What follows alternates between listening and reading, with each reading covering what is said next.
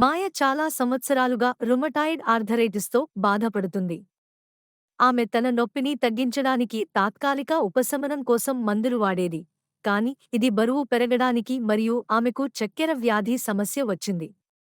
తనకు మరింత సహాయం అవసరమని గ్రహించిన మాయ రుమటాలజిస్ట్ని సంప్రదించాలని నిర్ణయించుకుంది. మాయకు తెలియకుండానే స్టెరాయిడ్స్ వాడినట్లు వైద్యులు తెలిపారు. ఈ స్టెరాయిడ్ అనేది వాపును తగ్గించే మందులు. ఇది కీళ్లలో నొప్పి మరియు వాపు నుండి ఉపశమనం కలిగిస్తుంది. మాయ స్టెరాయిడ్స్కు భయపడినప్పటికీ ఆమె వాటి ఉద్దేశ్యాన్ని పూర్తిగా అర్థం చేసుకోలేదు. స్టెరాయిడ్స్ అనేది శరీరంలో సహజంగా ఏర్పడే హార్మోన్లని డాక్టర్ రావు ఆమెకు వివరించారు. రుమటాయిడ్ ఆర్థరైటిస్, అలర్జీలు మరియు ఆస్తమా సహా వివిధ ఇతర వ్యాధులకు తాత్కాలిక ఉపశమనాన్ని అందించడంలో ఉపయోగిస్తారు. డాక్టర్ రావు రుమటాలజిస్ట్ని త్వరగా సందర్శించకపోవడం పొరపాటు కావచ్చు, బహుశా అవగాహన లేకపోవడం వల్ల కావచ్చు అని అనుకున్నారు. రుమటాయిడ్ ఆర్థరైటిస్ ఉన్న రోగులకు స్టెరాయిడ్స్ నొప్పి మరియు వాపు నుండి తాత్కాలిక ఉపశమనాన్ని అందిస్తాయి, కానీ ఇవి వ్యాధిని శాశ్వతంగా నయం చేసే మందులు కాదు అని డాక్టర్ ఆమెకు అర్థమయ్యేలాగా వాటి గురించి పూర్తిగా వివరించారు. స్టెరాయిడ్స్ రుమటాయిడ్ ఆర్థరైటిస్కి ఎలా సహాయపడతాయో డాక్టర్ రావు ఇంకా వివరించారు. ఈ స్థితిలో ఇమ్యూన్ సెల్స్ శరీర కణజాలాలపై, ముఖ్యంగా కీళ్లపై పొరపాటున దాడి చేస్తుంది. స్టెరాయిడ్స్ ఈ ఇమ్యూన్ సెల్స్ నియంత్రించడంలో సహాయపడతాయి, తద్వారా నొప్పి మరియు వాపును తగ్గిస్తుంది.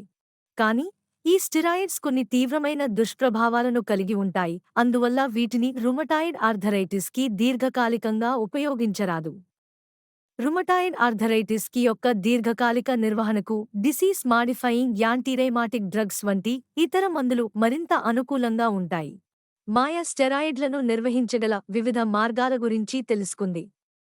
వాటిని సాధారణంగా మాత్రలుగా తీసుకుంటారని, అయితే కీళ్లు లేదా కండరాలలోకి ఇంజెక్ట్ చేయవచ్చని లేదా మరింత తీవ్రమైన సందర్భాల్లో ఐవీ ద్వారా కూడా ఇవ్వవచ్చని డాక్టర్ రావు వివరించారు.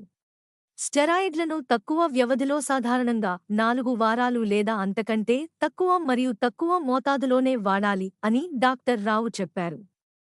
డెక్సోనా, ప్రిడ్నిసోలోన్ మరియు ఓమ్నాకోర్టిల్ వంటి అధిక మోతాదు స్టెరాయిడ్ల గురించి అతను మాయను హెచ్చరించాడు.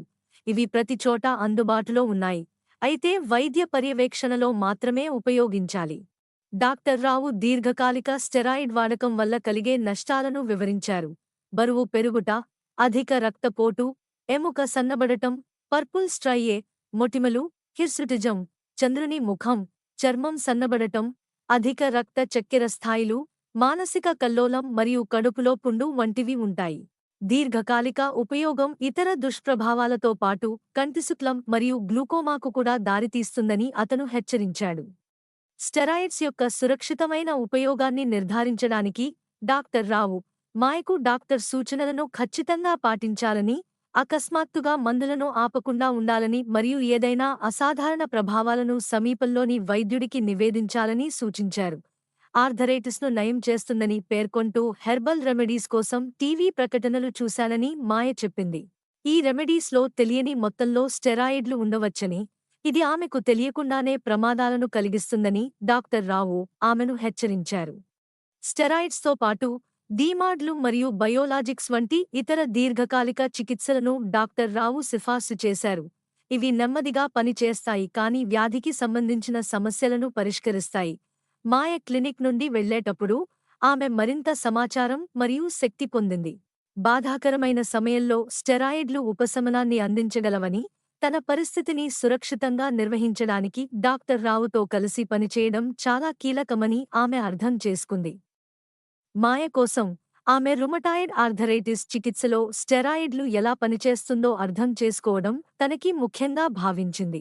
ఇది పూర్తిగా స్టెరాయిడ్స్పై ఆధారపడటం గురించి కాదు, ఇది పూర్తిగా నొప్పి లేని జీవితం కోసం ఇతర దీర్ఘకాలిక చికిత్సలను అన్వేషించేటప్పుడు ఆమె వైద్యుని మార్గదర్శకత్వంలో వాటిని తెలివిగా ఉపయోగించడం గురించి.